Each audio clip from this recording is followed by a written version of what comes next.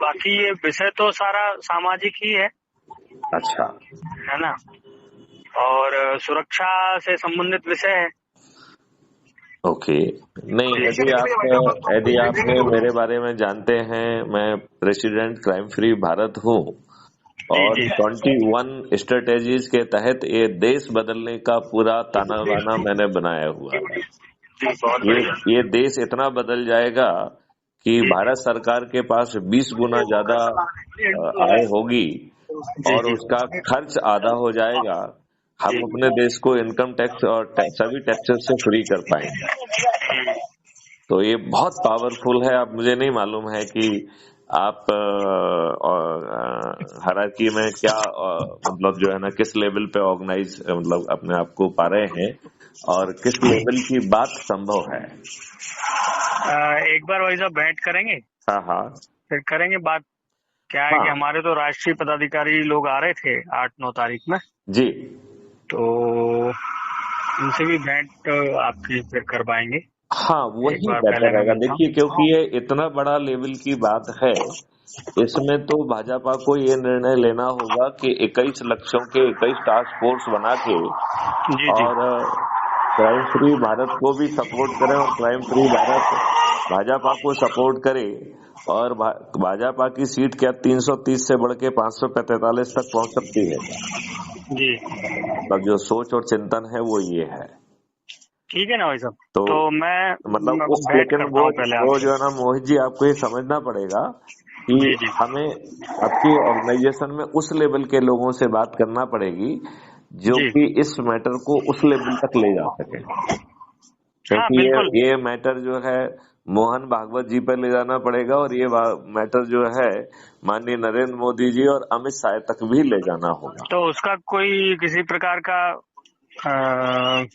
Return में या कोई प्रेजेंटेशन या कुछ ऐसा कुछ अभी इसमें तो पूरे जो है कहना चाहिए कि 5000 के लगभग वीडियोज हैं क्राइम फ्री भारत उसमें और सबके डॉक्यूमेंट्स हैं और जाने कितने लोग जुड़े हुए हैं और इस विषय पर लगातार चर्चा हो रही है, क्योंकि क्राइम फ्री भारत मिशन जो है, आप ये सोचिए कि यहाँ इसकी जितनी भी समस्याएं हैं देश की वो सब विलुप्त हो जाएंगी।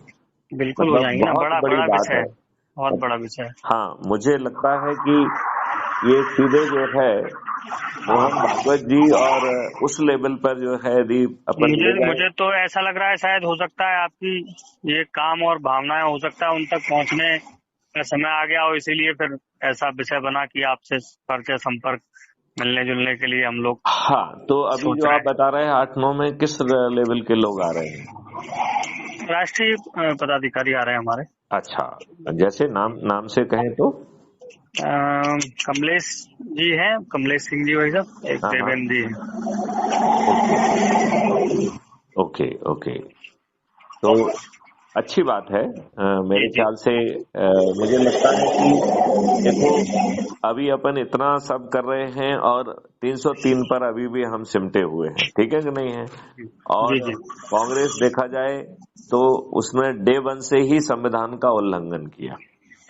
मतलब मैं बहुत सारी चीजों में तो कांग्रेसियों को देशद्रोही मानता हूँ, लेकिन मैं ये भी मानता हूँ कि भाजपा ने भी बहुत कुछ नहीं किया है, जो किया है वो बहुत कम किया है और इससे बहुत ज्यादा किया जाना संभव है।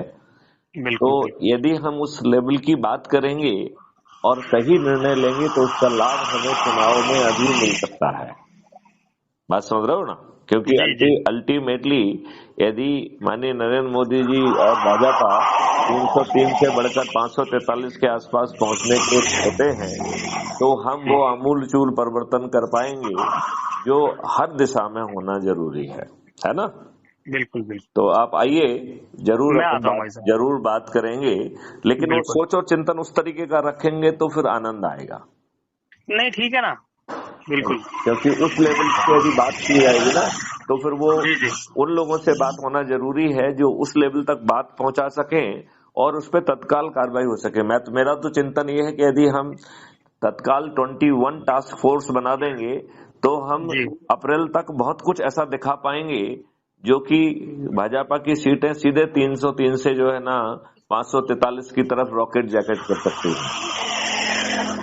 ठीक है भाई साहब, एक बार मैं अभी आता हूँ वापस, ठीक, तो एक बार मिलते हैं फिर। जरूर जरूर जरूर उनसे तो भेंट करवाएंगे ही, वो आएंगे जब, है ना जरूर भाई साहब? जरूर जरूर जरूर। जी राइट जी राइट मोहित जी, राइट मोहित जी। जी जी ओके ओके, थैंक यू जी जी, नमस्ते। नमस्कार।